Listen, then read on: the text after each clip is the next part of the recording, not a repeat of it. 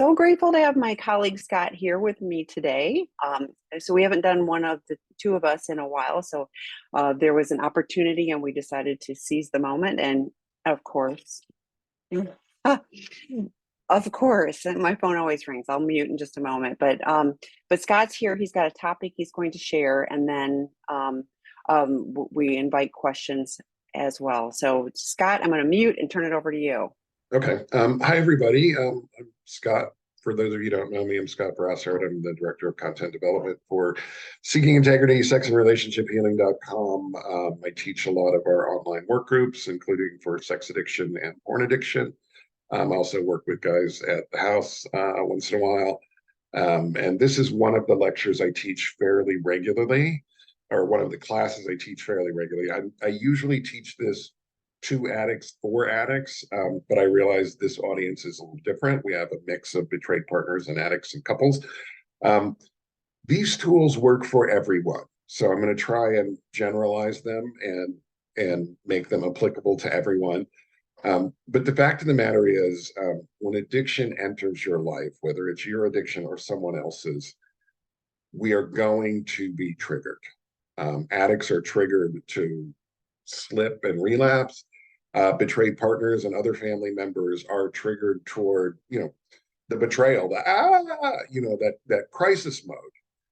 You can be out to dinner and, the waitress comes over and the addict is triggered because it's the waitress and he's trying not to look. And then the betrayed partner is triggered because he's trying not to look. And so these are tools that we can use primarily in the moment, but some of them are longer term tools that both addicts and betrayed partners can find helpful. So that said, I'm just going to go through these. I don't want to spend, half an hour going through these because we're going to have questions for the Q&A. But the first tool, this is a tool for everyone. We call it HALT. It's a self-check-in. Hungry, angry, lonely, tired. I switch it to HALT because hungry, angry, anxious, lonely, tired, because anxiety is a huge trigger for me. But it's just when I'm feeling off, when something's weird, I'm not sure what's going on. But I find myself, I'm 21 years sober from this addiction, but sometimes my brain still says, hey, go do this. I'm like, that's a bad idea. I'll do a HALT check-in. When is the last time I ate? Am I angry about something? Am I having some anxiety? What can I do to resolve it? Am I lonely? Do I need to call somebody? Am I tired? Will a disco nap help? Disco nap is a 5-minute nap. Tami, go ahead. Well, I use halts because I add stressed at the end. So hungry, angry, tired, lonely, tired, or stressed. If I'm stressed, you get anxious, I get stressed. So, so that's part of my check-in is the stressed. So customize HALT to meet your needs. But it's a great way of figuring out, why am I off kilter right now? And then we can do something about it. If I'm hungry, I can go eat a candy bar and I'll feel better. If I'm lonely, I can pick up the phone and say, hey, Tami, what's up? Just need to chat for a second. And Tami being in recovery is like, cool, she gets it, So that's one of the tools. I like that tool for everybody. The 3-second rule, this is primarily a tool for addicts, but I think betrayed partners can adapt this. I'll teach it to you as I teach it to my addicts.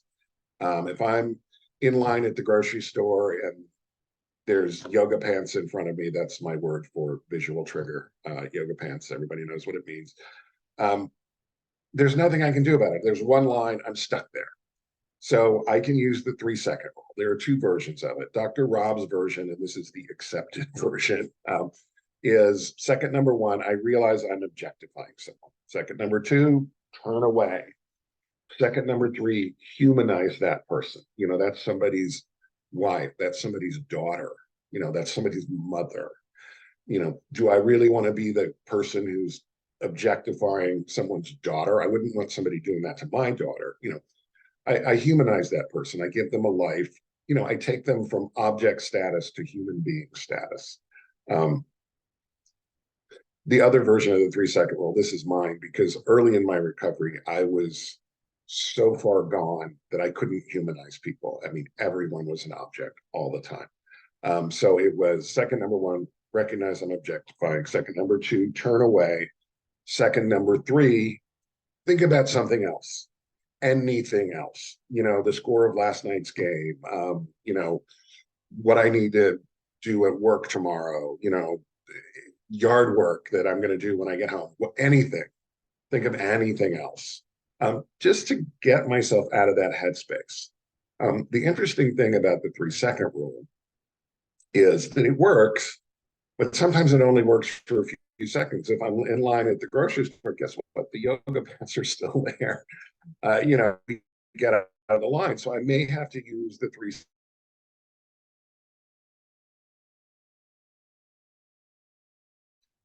And this is a good thing. And Tami can attest to this because, I don't want to give anything away, but we are both in AA. In addition, for me, some other programs, including this one. One of the reasons AA works is we go to a meeting, people talk about how I was in the grocery store. Apparently the grocery store is a huge trigger for me. And I was looking for chips, and I realized the other side of the aisle was the liquor aisle, and I saw my brand of scotch. Well, Tami, what happens? Everybody in the room tastes the scotch. We can all taste it. We taste it. We're triggered. We're like, oh yeah, this. But we're in an AA meeting. We're not rewarding the trigger with the drink. And over time, these triggers lose power.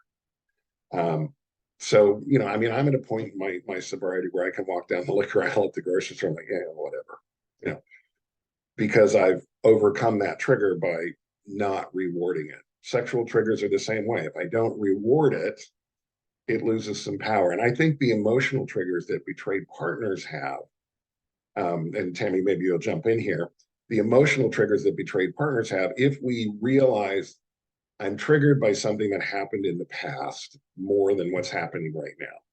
What's happening right now is my husband is looking away from a waitress so he doesn't get triggered. And I'm feeling anger from the past when he didn't look away. I think we can lose some of the power. Tim, do you have thoughts on that? Well, I do. And I just had a thought with the example you shared, because I thought, oh, I wonder if betrayed partners are thinking that we all go to 12-step meetings and we all, kind of fantasize about that. And that is not the case.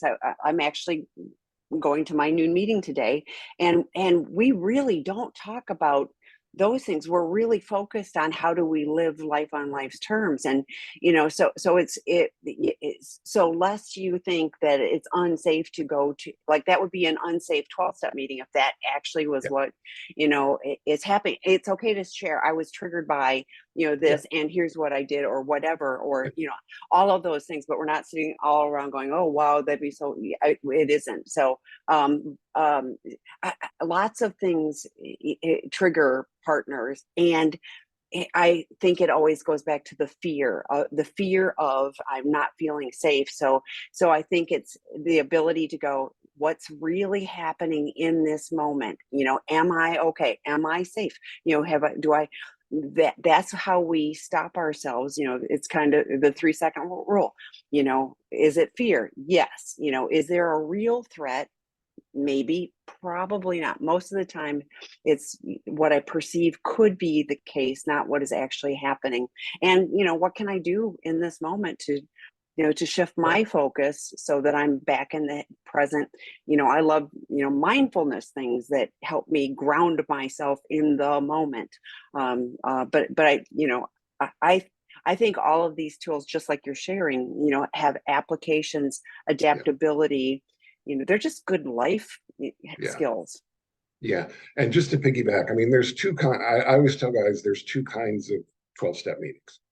One is people are wallowing in the problem. That's a terrible meeting. Number two is people are living in the solution. And it's exactly what Tami said. This happened today. Here is what I did about it. Or this happened today, and I'm not sure what to do about it. I'd love some advice. Find me after the meeting if you've been through this, or share about it, please. That's the meeting I like to go to. Solutions. Anyway, another tool I want to talk about is what we call bookending. A lot of times we can see triggering events way in advance. Office Christmas party with an open bar. destination weddings at the beach, things like that. You know, as an addict, I know I might be triggered. As a trade partner, I know I might be triggered, you know. So what I do, you know, I'll call Tammy before the event, say, Tammy, I got to go to, you know, this destination wedding at the beach and blah, blah, blah. You know, here's what I'm worried about. And Tammy and I will make a plan for me to stay sober. And she will make herself available by text or call for while I'm there. And we will set up a time for me to call after the event and check in. So what I'm doing is I'm making myself accountable, and I'm coming up with the plan so that I behave the way I would like to behave during this event. You know, I put some fail safes in place. You know, if I'm really struggling, I can step away for a minute and make a Tammy, talk me off the ledge. And this is true whether I'm the addict or the betrayed partner. I mean, you know, sometimes there are just events that we can't avoid, and we need a plan, and we need some accountability. You know, I'm not going to blow up. I'm not going to behave badly. I'm not going to do this. And here are the tools I'm going to use while I'm there.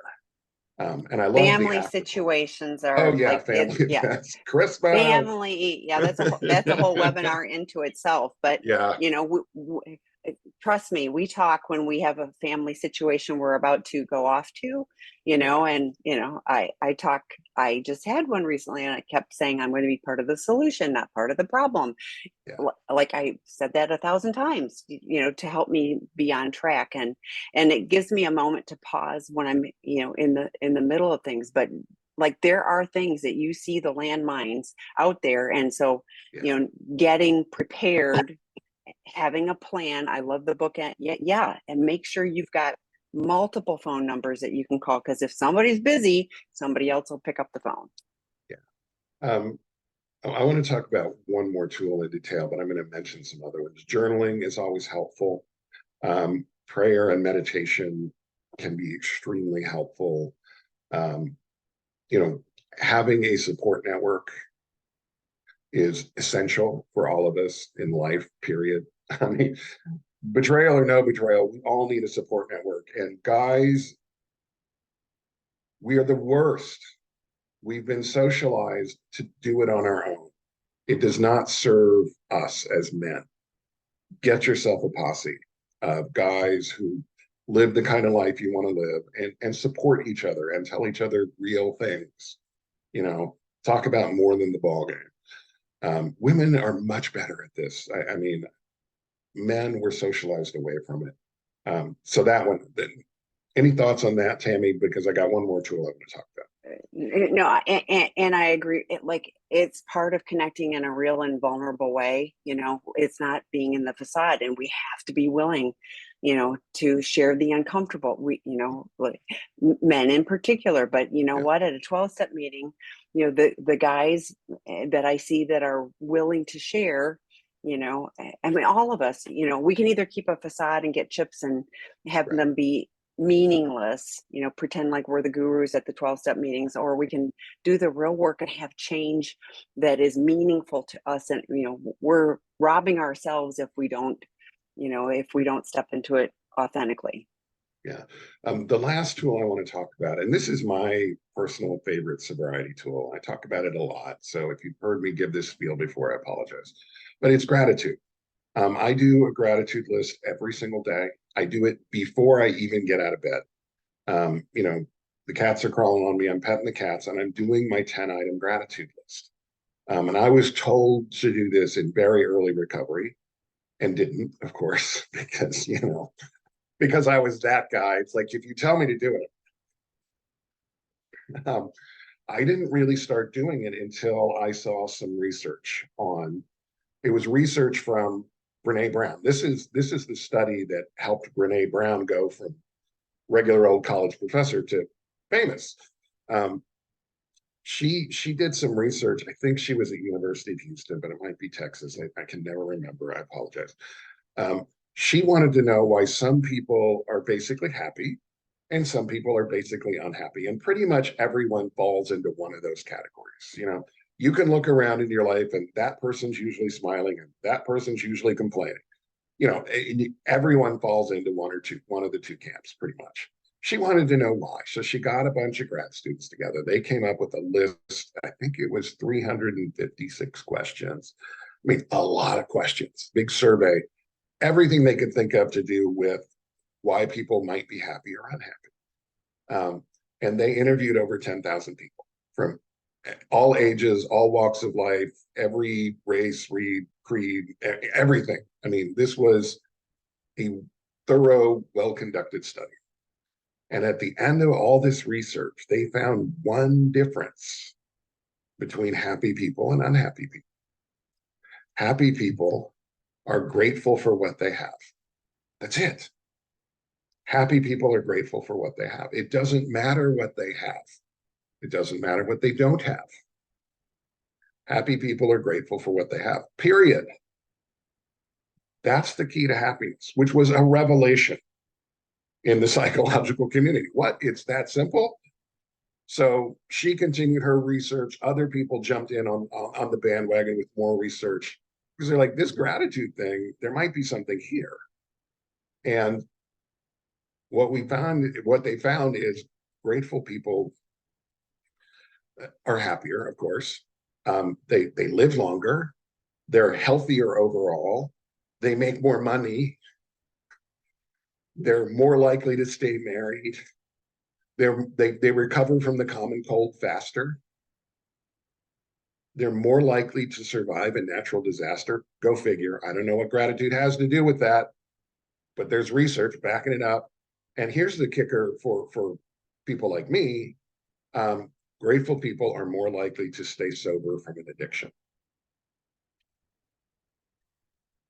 To me, is like, okay, I'm going to do a gratitude list every day. And I do my gratitude list every day. For me, the first item on the list every day is I'm grateful to be sober and in recovery. Because I waffled for a while. I know what it's like when I'm not sober and not in recovery. It ain't pretty. So that's how my gratitude list starts out every day. The next 9 items on my list have to be different today than they were yesterday, because I don't want an exercise in memorization. I want to actually pause and say, what am I genuinely grateful for today? And I do 9 more things. And I have learned that I cannot my anxiety goes away. My stress goes away. I mean, it's just hard for me to feel those really triggering emotions. If I can put together 10 things I'm grateful for, it reminds myself, oh, life is actually okay in this moment. If I'm living in the wreckage of the past or the potential wreckage of my future, it's a mess. But right now, I got a roof over my head. It's a lovely day. There's food in the fridge. The bills are paid. I got a lot of things to be grateful. The one time gratitude didn't 100% work for me was right after my father died. And even then it really worked. It didn't cure my sadness. I was still very sad my father had died, but I did a gratitude list around his wife, or his life, not his wife. I did a gratitude list around his life, and it helped me with my grief and the anger stage of grief. My sister and my mother were very, very angry. They were just mad at the world, mad at God, and I looked at it like, the man lived 83 years. He was the guy on the back of the truck on grandma's lap driving from Oklahoma out of the Dust Bowl. I mean, that was literally him as an infant. He lived the first 10 years of his life in Central California in a tent. His family lived in a tent. By the end of his life, he was a lawyer and a judge and a world traveler. And, he had an amazing life. And there was so much for me to be grateful for that I wasn't angry anymore. I was happy that he had this amazing life and he wasn't in pain anymore. I was still sad that he had passed away. But anyway, gratitude keeps me sober. I'm fairly certain of that. Okay, I'm going to shut up now because I talked longer than I intended to. And we have some questions. Please type in questions, and Tami and I will answer as many as we can. And it looks like Tami wants to jump in. Go ahead. I do, but I'm like teared up because my father also, passed away, and I've got a frame right here by my desk, and I smile when, like, my dad was accomplished and all of that. And he was funny. He was just a goofy guy, and it makes me smile. And so I have tons of gratitude for, the life that he lived, the life that he modeled for me. And I'm, grateful he was my dad. And so I have that gratitude. I was thinking when you're talking about the gratitude, I think some people have like an ungratitude list, like all of these things that, I deserve this. And I always go, man, if I got what I deserved, I'd be dead. Like I deserve to be dead with my addiction. You talked about, you start off with a gratitude list, and you also talked about journaling. So great book. I start off with Miracles of Recovery that Harriet Hunter, who did a webinar for us, so that's, we have that. She also did a podcast with Dr. Rob, but she talks about, like that book came out of her journals, and so I start off with that. And I noticed the other day, I was distracted while I was, and because you talked about, I have to be intentional about, picking something different. I had to go back and reread it, because I was like, what did that just say? I had kind of, did the perfunctory, and I was like, oh, I wasn't intentional in that moment. So I had to go back and, and reread what was written. So I'm paying attention, because it is easy to get, oh, I'll do my 10-item gratitude list and, get on my merry way with the day. So, and all of these things are, like you said, they're tools, and the tools are great unless they're laying on the ground in front of you and you don't pick them up, so you can have a whole bunch of tools, and if they all are just sitting there, they don't do you any good. So we have to be willing, to do the work. And I'm grateful that there were people that, were willing to invest in me when I came into the program and said, we'll show you how to use these tools, and that's our job now as we, pass things on. So we do have some questions, Scott. I started with a new therapist. I didn't vomit my current situation on his own. You referenced how alcoholics aren't really addicts, just compulsive behavior seekers. It stuck in my mind that now sex addiction is just an excuse for terrible behavior. Oh my goodness. Please elaborate on why sex addiction isn't accepted across the psych community. Well, this is a dissertation in and of itself. So the World Health Organization actually does identify that. And I'm sorry, I feel like you, so let me back up. I get lots of calls, lots every week. And many people are working with a therapist that hasn't been trained in these specific issues. Really, most therapists do not have training in addiction at all. And this sounds like one of them. And then there are people who work in the addiction field that still don't have training for sex and porn addiction, intimacy disorders. Sure. Is it a compulsive behavior? Yes. Are there similarities, between chemicals and behaviors? Yes. Are they all maladaptive coping mechanisms? Sure. So the World Health Organization has identified it. It's not in the DSM again yet. It was in the DSM-3. That's a whole political thing that happened and why it was removed, but it was in the DSM and then it was removed. So, but here's the deal. At the end of the day, it isn't, like, nobody wants to use this stuff. Like, sex addiction isn't about sex. Alcoholism isn't because alcohol tastes so good.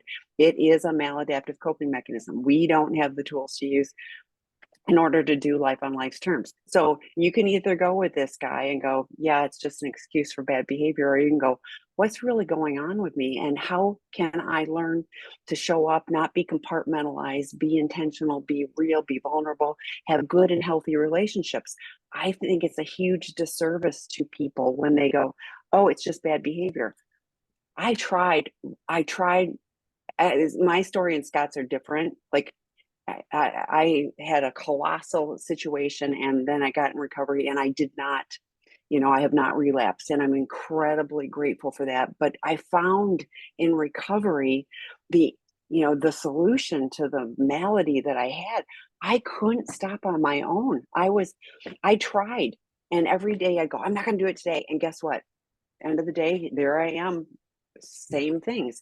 And I have multiple, I could be compulsively addicted to anything, and I know that about myself, and it's always looking for filling a hole in my soul. I have worked on closing that hole. I don't struggle with that. And like Scott said with halt, if I'm hungry, angry, lonely, tired, or stressed, I have to know that my bandwidth is low and I need to do additional self-care. So there's lots of reasons why people, and it's often they're not educated, they haven't paid attention, they don't want to know. It's easier to be on the it's not really a thing bandwagon. But I feel for people, because that leaves people in distress, where there is a path forward that you don't have to continue that, rather than you're a bad person, you're doing bad things, terrible behavior, sure, and there's really no hope. If that's it, then there's really no hope. And I'm telling you, there is hope and there is healing. So that was a lot. Scott, what do you have? Yeah, boy. I'm glad you spoke first, because I'm trying to measure my response. Look, anybody who thinks alcoholism isn't a real addiction should go to an AA meeting and listen to the people share about what their addiction was like. If you think sex addiction isn't an addiction, go to a Sex Addicts Anonymous meeting and listen to people share about what their addiction was like, or what their behavior was like. I mean, there is an obsession. We just spend inordinate amounts of time thinking about sex or alcohol or whatever, pursuing it, creating space to use. We lose control. I'm not going to do it today. I do it anyway. I promised myself and others, I have quit. I am quitting. Never again. 5 o'clock, I'm at the bar having a drink, and 8 o'clock, I'm looking at porn, every day. I've quit 100 times and not stayed quit. And once I start, I can't stop. Alcoholics, we'll talk about, if you get hit by a train, it's not the caboose that kills you. And it's the engine. It's the first sip of the first drink. For a sex addict, it's the first, glance at clickbait, maybe not even real porn or whatever, or going on to social media, just to check out social media. But then you're looking at, cruising for pictures, and it's not the caboose that kills us. It's a loss of control, usually evidenced by multiple failed attempts to quit or cut back. And then there's consequences. It's ruining our lives. I mean, that's how we define addiction. If you want to call it compulsivity, fine. I don't care. Call it what you want, but recognize it for what it is. I have no control over this behavior, and it's ruining my life. And I can't quit on my own. I need help. Call it what you want. The DSM, Tami mentioned the DSM, they don't use the word addiction at all. Alcohol use disorder. Gambling and substance disorder. use disorder. I've never gone to a substance use disorder. Yeah. It's like, so really? I have an alcohol use disorder. Yeah. Yeah. The World Health Organization, always a more progressive organization from day one. I mean, DSM is published by the American Psychiatric Association. They did not recognize alcoholism until the 70s, as if there were no alcoholics prior to 1972. I mean, AA was founded in the 30s, and because alcoholism was a huge problem. I find, and this is just my personal experience, the therapists out there who will tell you addiction isn't a real thing probably have a problem that they don't want to That's deal a very good point. Yes. And that's just my personal experience. And I will tell you, the leading anti-sex addiction person out there has contracts with multiple porn sites. I mean, that's how he makes most of his money. I mean, he's technically a therapist, but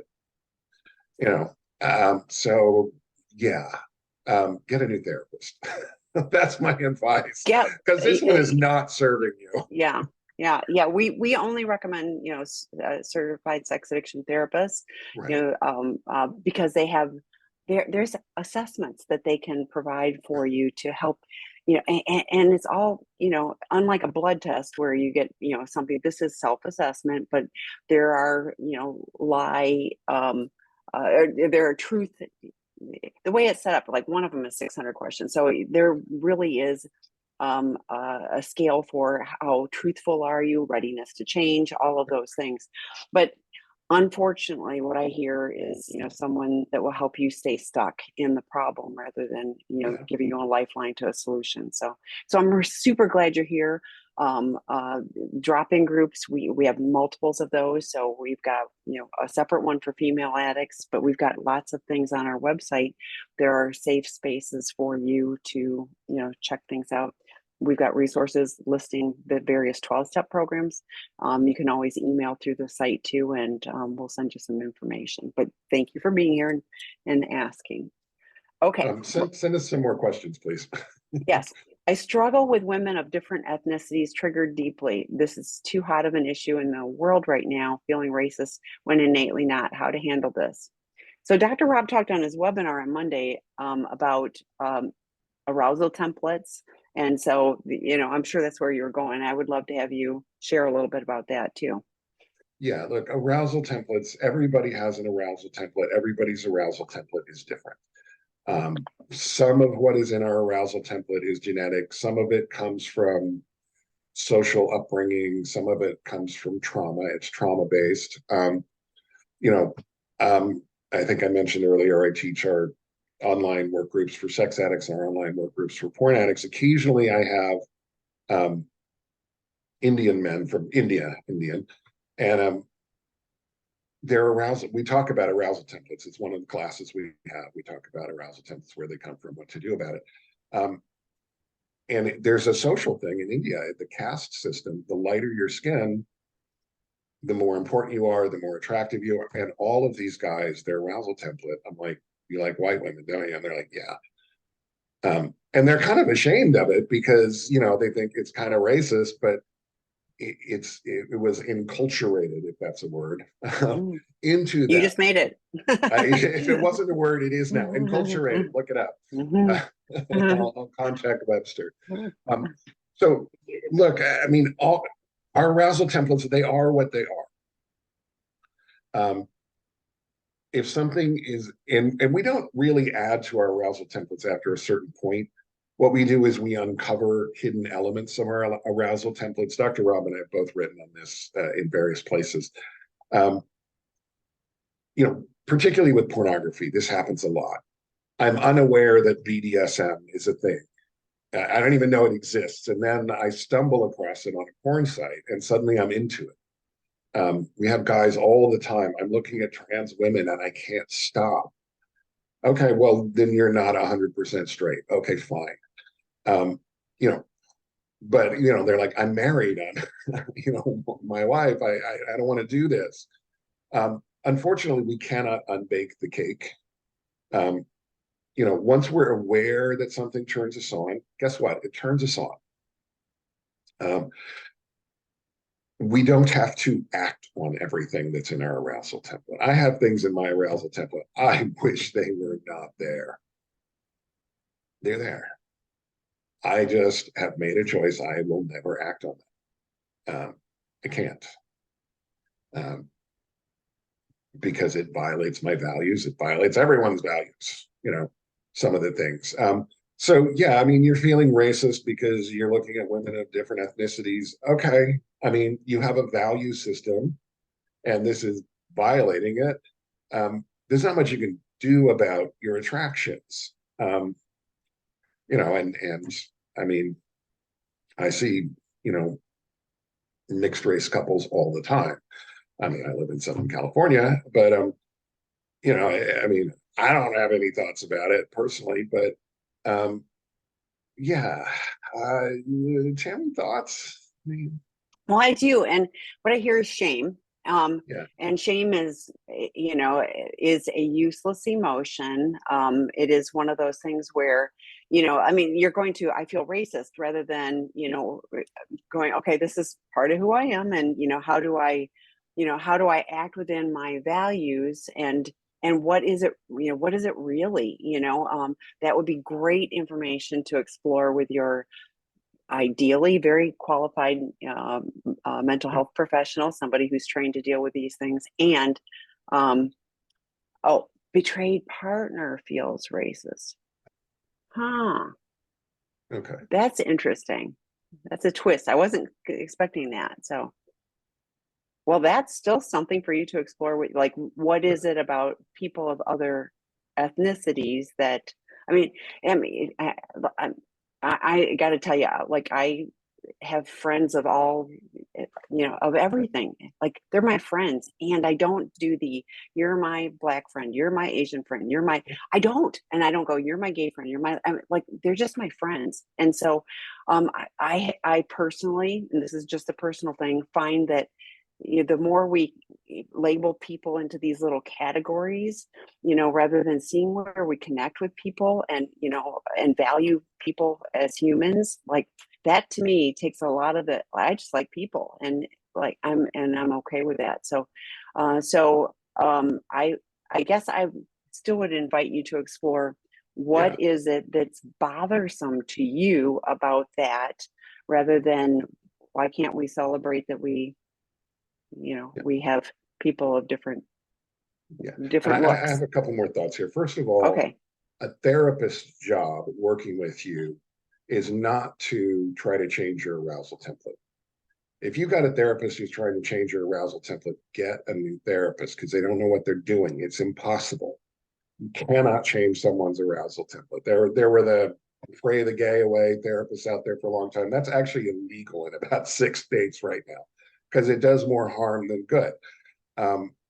Every major psychiatric, psychological organization in the entire world, including the very conservative APA, has issued statements that sexual arousal occurs on a spectrum, and you can't change someone's attraction.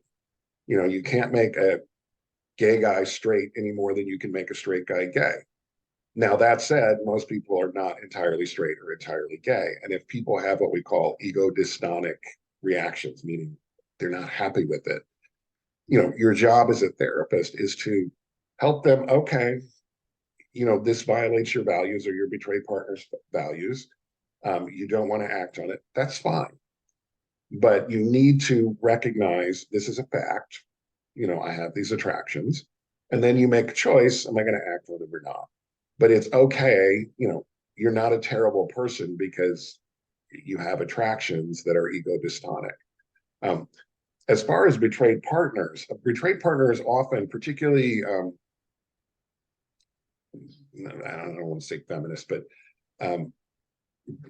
betrayed partners often are, particularly female betrayed partners, are aware of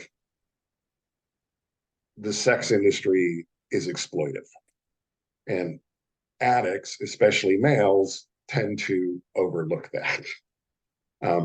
And to me, this feels like maybe your betrayed partner is feeling like your attraction there is exploitive. And it may be. I mean, that's for you. That's something for you to explore, and your denial around that.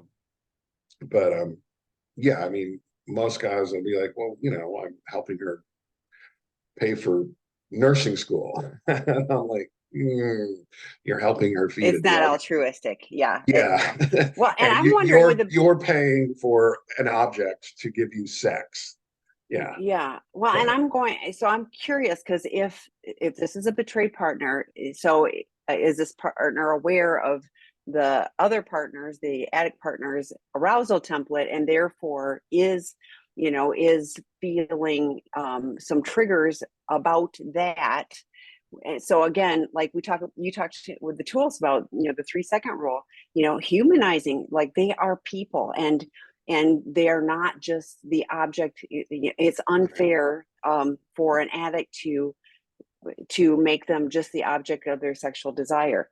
I think, it helps a betrayed partner if they go, that is another person, that is someone's, daughter, son, mother, father, whatever gender, etc. But they are another human being, and are deserve to be valued as a human being, not an object of sexual objectification, but also not an object of fear because my partner happens to like that look, then we're just looking at the, the outside casing, not them as a human being. So I think there are some tools that you can use that, like Scott shared earlier, that will help you, recognize that that's another person. And here's one more thought. If you are on someone's arousal template list, whatever, would you want it to be that someone stays away from you and has, is feeling negative thoughts about you just for what you look like and not for who you are? So I think the more that you understand you're a human, other women are, I find it often that, like, it let's say he's had an affair, and the spouse gets mad at the other woman, and I'm like, no, he's the problem, he didn't have to do this. So the other woman is, you might have more in common with that person than you do, just because of of him. So it's easy to place, that's a safer place to push it off to, rather than in your committed relationship. But if you can take a step back and go, like, I don't have to operate from a place of fear. That that woman is not out chasing after my husband, and it's up to him to, I'm using genders here, but it's up to him to, to, like Scott said, sure, arousal template, triggers, all of those things, and we use our tools, we choose, how we're going to show up today. Yeah. We don't have any more questions, so I want to take a second and talk about physical attraction and the fact that it is important in relationships. We have what we call limerence. It's the early relationship stage where the other person is hot and everything they do is cute and adorable and sweet and funny. The things that are going to be really annoying in 6 months are adorable right now. That's limerence. All I can think about is, oh, this person I just met, and they're so perfect, and la la la la la la. And it starts with physical attraction. I mean, let's be real. We all have a type, and we see somebody who's right in our wheelhouse, and they smile at us, and we're like, boom. We're often running in huge fantasy. And this is important. Because we'll go out on a date, we'll go out on 3 or 4 dates. That limerence, the high of meeting someone new, and it is a high, it's a neurochemical high, same as we get from sex addiction or cocaine or anything else. That high keeps us excited about that person long enough to get to know them, long enough for them to become a human being instead of Mr. Perfect or Ms. Perfect. And if we find that we like the human being, then we tend to stay together. Limerence keeps us together long enough that we can find out if we should have a long-term relationship or not. Limerence, which is initially triggered by physical attraction, is very important. We need it if we're going to pair bond. The problem with limerence is it gets us high. Love addicts will chase limerence over and over and over. A lot of people confuse limerence with love. Limerence is not love. Limerence is limerence. Love is the longer term, I care about you. I want to spend time with you. I want to do nice things for you. And I want to trust you, and I want you to trust, I want to build a life together where I know you have my back and I have your back. And that's, spoken or unspoken, that's love. Limerence is the initial attraction that pulls us together. Now, limerence itself can be addictive. That's what we call love addiction. A lot of people just chase that over and over and over. And they'll be like, oh, well, I can never find the right person. No, you never stick around long enough to see if they're the right person. Because as soon as limerence wears off, you're gone. So anyway, physical attraction is important. If you don't find your partner or the person you're dating at least moderately physically attractive, you're probably not dating the right person.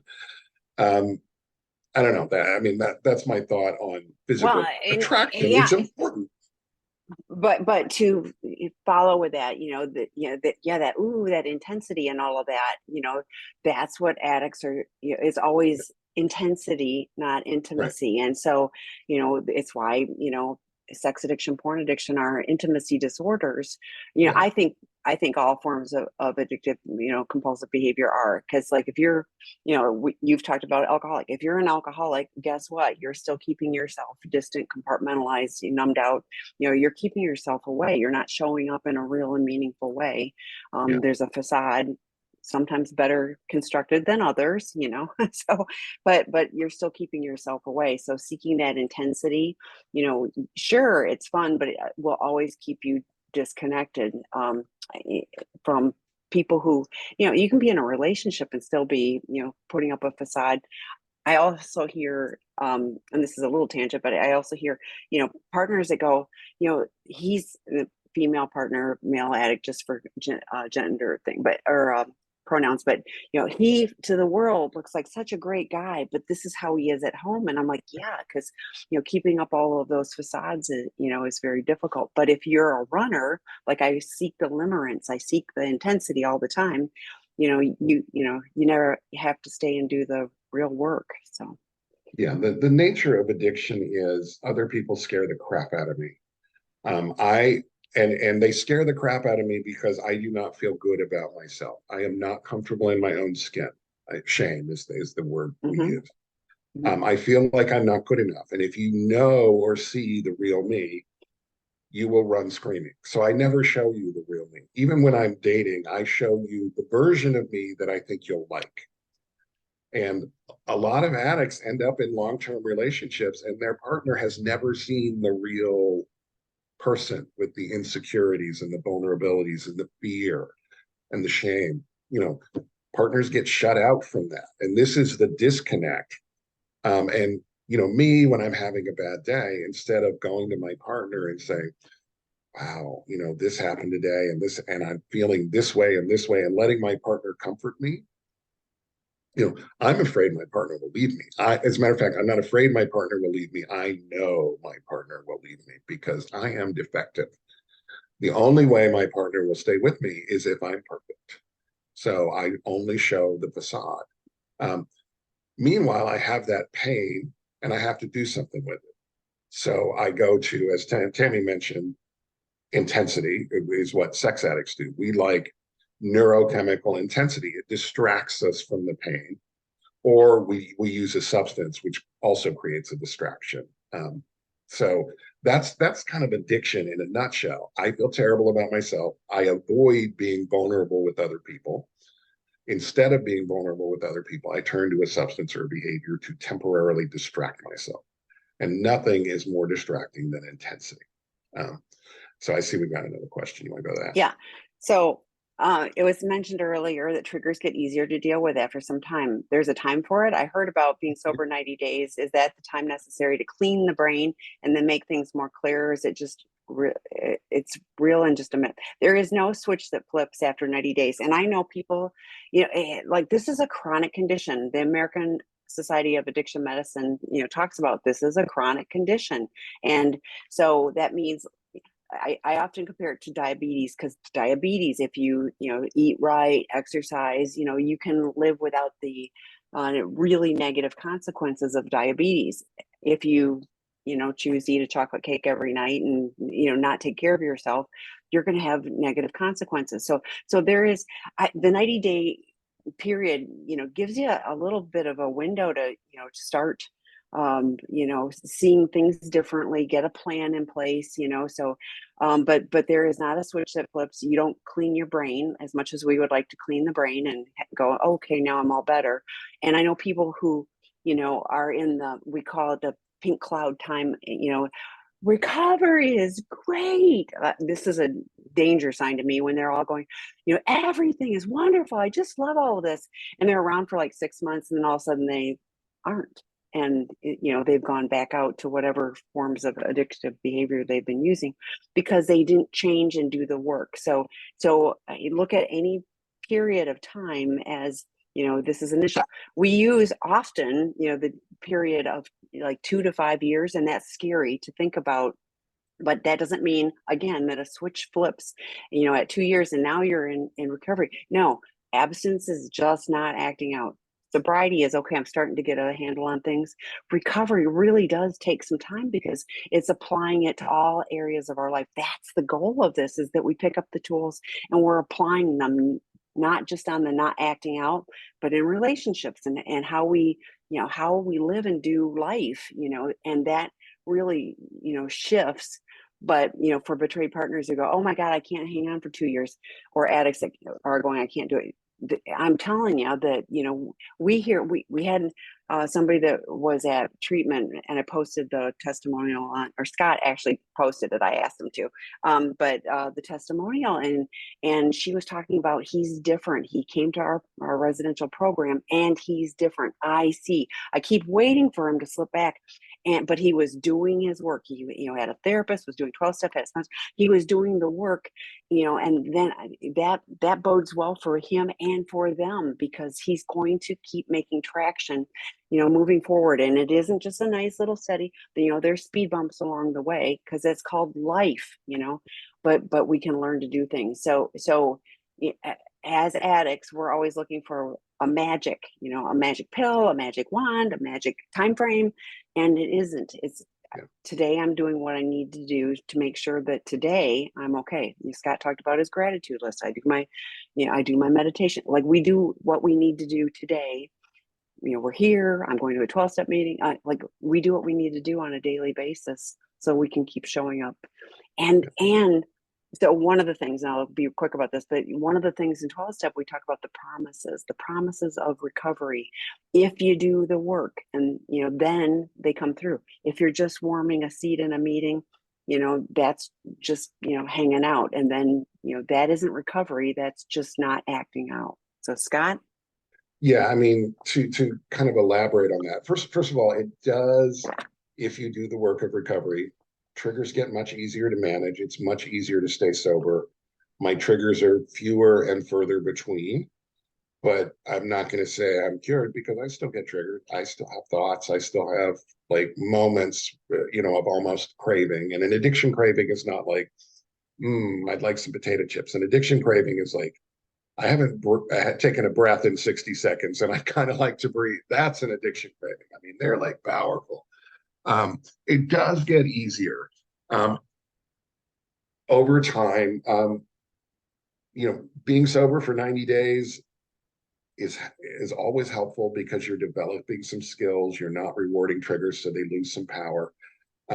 There's more work to be done. There's, the first thing we do in recovery, we break through our denial and we stop the behavior. Then we develop some tools, like we talked about today, some in-the-moment tools to help us stay sober. Then we start working on underlying issues, the things that cause me to pull away from other people and turn to a substance or behavior. I start working on my shame. I start working on my childhood trauma, all that kind of stuff. That's when it really starts to get easier, because that's when the triggers become further between, because I processed some of that. And there's a lot of neurobiology that happens in the first year to 18 months of recovery that does make it easier to stay sober. And maybe the next time I fill in on a webinar for somebody, I'll talk about the neurobiology, because it's pretty interesting, and I'm able to explain it usually in a way that people understand. But addiction, Tammy's right. There's no cure for addiction. We get a daily reprieve, provided we take our medicine, which is a 12-step meeting or a group like this or something. So, yeah. Okay, so the next question, well, it's more of a comment. Nearly 16 months sober in sex addiction. The pink cloud was so true. Tammy always reminded me to stay vigilant. You always called me out on what was help. I get this all the time. People go, you always, and I do. I'm pretty. I don't sugarcoat much. So anyway, my recovery is very hard, but very beautiful, or truly beautiful. The work is so important. So many people come to the groups because they just want to get rid of the acting out symptoms, but don't want to do the work. From what I can tell, their sobriety does not last. And that is true. I mean, I know people, unfortunately, I know lots of people who died in addiction because, I'm like, I can be in active addiction or I can be in active recovery. I'm choosing active recovery, I hear you saying my recovery is very hard, and I'm sorry you're in that place. I promise you, if you keep doing the work, it won't always feel very hard. I mean, I live mine, and we both shared, we lost, our fathers, and you know what, there was not one moment for me where I went, oh, I should go act out. No, like I was able to, to take in emotionally, and feel the hurt, feel the loss, and feel the gratitude. So it really does get easier. And triggers, like for me, I'm usually aware if I'm hungry, angry, lonely, tired, or stressed. Like, if I didn't sleep good the night before, I'm going like, I'm going to be a little bit more on edge. I have to be more vigilant. Like I have to just be aware, and I have to choose my actions. I only have control of my actions and reactions. And most of the time, I can choose, properly. If I don't, I have learned how to make an amends. Thank you, recovery program. I don't like doing that. So I work extra hard on not having to be in that position, but I really am quick to do that because I don't want to live. I don't like living in that uncomfortable. It hurts my heart. And so, so I have a negative consequence. If I need to make an amends, I'm going to go make that amends so that I can, move on. So it will get easier. I promise. Keep doing the work. It gets better and it gets easier. And Tammy's story is she went to a 12-step meeting. Boom, she's sober. She's been No, sober. I went to a treatment program. Like I You went to a treatment program. Okay. Oh yeah. But you got sober and stayed sober from day one, basically. Not my story. And it's not my story because, like you wrote in here, I just wanted to get rid of the consequences. I didn't want to change my behavior. I just wanted I wanted everybody to think I'd change my behavior so that the consequences would go away. That's all I wanted. I wanted to be a better liar and a better sneak and a better, it didn't work out for me. Things got worse, not better. My sobriety date is the day that I went to a meeting for me. Mm-hmm. That's my sobriety date. I've been sober ever since. I went to a meeting because I looked at myself and thought, I'm killing myself. I'm destroying my soul. It does. I think that was the exact thought. I'm destroying my soul. I cannot do this anymore. I'm going to a meeting for me. That's when I was sober. Now I had been around meetings for several years. I knew what to do. I got a sponsor. I got the phone list and used it. I did all that. I knew what to do at that point. So it wasn't wasted, going to meetings and taking up space for a while. I did learn. I just wasn't applying it. As soon as I started applying it, my life got better. And it has continued to get better. But I had to do it for me. So if you're out there and you're thinking, why am I not staying sober? You're probably not doing it for you. Do it because you want to change your life. You want to be a better person. You want to be happy. Because I was very unhappy in my addiction. That's why I was self-medicating all the time. Anyway. But I'm going to, and I agree with all that, but I can't tell you how many guys we get at the residential treatment program who the only reason they're there now is there's some really negative consequences and, relationship issues or job issues, whatever, like usually all of the above. Whatever gets you in the door. Okay. Yes, we're in favor. Yeah. If we wait for everybody to go, oh, I want to be a better person, nobody's going to get help. Hopefully by the time you graduate from our program, you're starting to think that way. But whatever gets you in the door gets you in the door. I agree. Yeah, I agree. Okay, we're out of time. Thanks to everybody for the questions. Thanks for hanging with us. Thank you, Scott. I appreciate you filling in, and we'll do this again. Yeah, happy to do it, and remind me to talk about neurobiology next time. Right, if you remember. Bye. I know. Right. Bye.